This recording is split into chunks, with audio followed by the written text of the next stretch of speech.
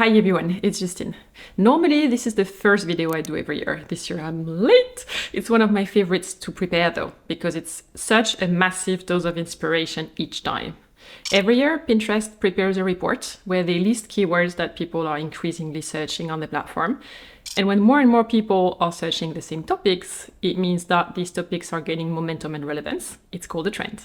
In this video, I present and explain the 5 Pinterest trends which I think are going to be the most important for this year, focusing on fashion and beauty.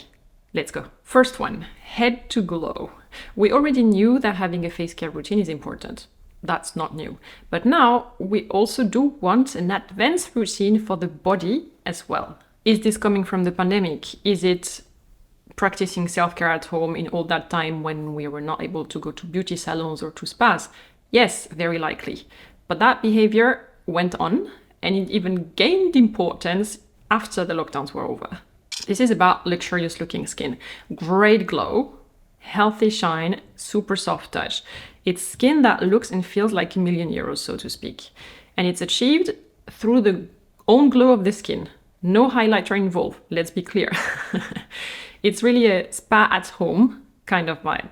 We're seeing amazing textures like body butters and fancy scrubs, rich oils, soothing creams, non-sticky gels, formulas that are really better, miles better than what we had in body care 10 years ago. And with more specialized products as well for every little task that the body requires. Some brands that are positioned perfectly to be at the forefront of this trend, for example, are Caudalie, Nuxe, Ease Up, The Body Shop, Rituals, etc. And I must say here, the product campaigns are so beautiful. In the past, we've seen a clean pack shot of the product on a white background, and that was the product ad. Now it's about seeing the whole aesthetics around the product, see the product in use, in situation, and it's about the whole moment around it. So it's much more of a mood. The next trend is called Eclectic Grandpa. That means retro streetwear, both in terms of shapes and in terms of color palettes. Let me explain. The typical shapes would be a cardigan with contrasting buttons or knitted v-neck vests worn over something modern so that it looks retro but not old-fashioned, because that wouldn't be cool. There's really a fine line to find there. And the vintage feels comes from color palettes that are reminiscent of the 70s, rather muted colors, or the 80s, which comes in brighter color clashes. For me, this has Gucci written all over it. Remember the previous creative director of Gucci, whose name was Alessandro Michele? Sorry for my Italian. When he started and he introduced his very eclectic and extravagant style in some way at Gucci, it was quite a breach versus the work of the previous creative director. Some people thought Michele was crazy. Others thought that he was a genius and a visionary. Hot debate at the time. His style was to mix quite heavy patterns, saturated colors, Italian wools, and eccentric elements. Now, a few years later down the line, this aesthetics, this eclectic style, is going mainstream, and so Michele was right. Other brands that I can think of for that trend would be, for instance, Pepe Jeans, Lacoste. Lacoste is always in for some retro streetwear and sports trends. Ralph Lauren, New Balance for sneakers, definitely. The materials are also going in a more natural direction. We're seeing lots of Italian tweeds in really good wools, argyle and tartan patterns. There's really tradition and know-how in this trend. And then one key item of past decades will have to be a denim jacket, which is customized to be uniquely yours. You print it, you embroider it, you add appliques. Your jacket cannot look like anyone else's. And I'm loving this because this trend is definitely going to put thrifting and vintage shopping more on the radar, which is a great development. Next trend, make it big, and that starts with the hair. Fluffy, voluminous, like make it big. If you can have waves as well, even better.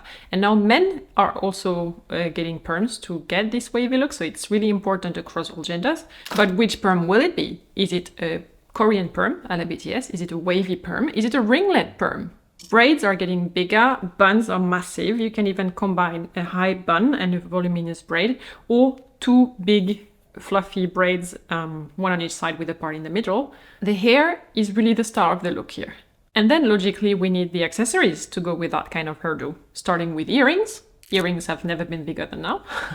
And they come in really graphic, sculptural shapes. The hoops are chunky and the necklaces follow. Of course, the face also needs sunglasses to keep up with that kind of voluminous hairdo, so oversized sunglasses are getting even more XXL, if that was possible. Next one. If this year is going to have one key design detail, it seems it's going to be a bow. We know huge bows from wedding dresses and dramatic haute couture gowns in shiny silk, you know, the kind you'd see in Vogue, but here it's a lot more wearable. It's literally in ready-to-wear and accessories all over. And it's not just one bow. We have bows on sandals, on top of the foot, or as a closure, which you tie at the back of the foot. But also now we have the question, how many bows can you fit into one outfit? On the clothes themselves, as an organza detail tied around the socks, as a dominant detail on a handbag, as a small jewelry charm, as a ribbon in your hair, and then can you do all of the above? This trend feels feminine and also youthful. I'm seeing quite a fair share of influence from TikTok in this one. Let me know if you agree. Next one, hot metals. Personally, I find this trend extremely aesthetically pleasing. I'm very happy about it. It starts with metallic nails and makeup, mainly in silver metallic effect, but not only. My favorite image for this trend would have to be that of fingers, where the nails and also the fingertips are painted, and the paint ends as a clear line. The important thing here is high gloss and a mirror effect. Once we have the nails down, we're moving on to jewelry. Jewelry that shines and feels very fluid. The shapes are super organic, very nice to touch. This reminds me absolutely of Elsa Peretti designs for Tiffany several decades ago. At the time, it was crazy innovative. And then this idea of metal that is being melted and poured somewhere or into something moves on to furniture as well. Furniture which is not fluid, but now almost liquid. It's creating smooth, shiny surfaces with absolutely no angles. It also feels quite futuristic, doesn't it? Futuristic, but also organic. That's a very good mix. In terms of apparel now, this silver pouring and melting will be everywhere. On sneakers, on regular shoes, trousers, skirts, tops. A top with a halter neck drape is probably the perfect shape to see the fabric move with the body and reflect the light. Amazing. These are some of the images I brought to illustrate these trends. I've collected them and many more on my Pinterest board, which is called Pinterest Trends 2024. I'll leave you the link down below in the video description. If you visit that board, you will see that I've organized all those images into groups to match this video and also save you time.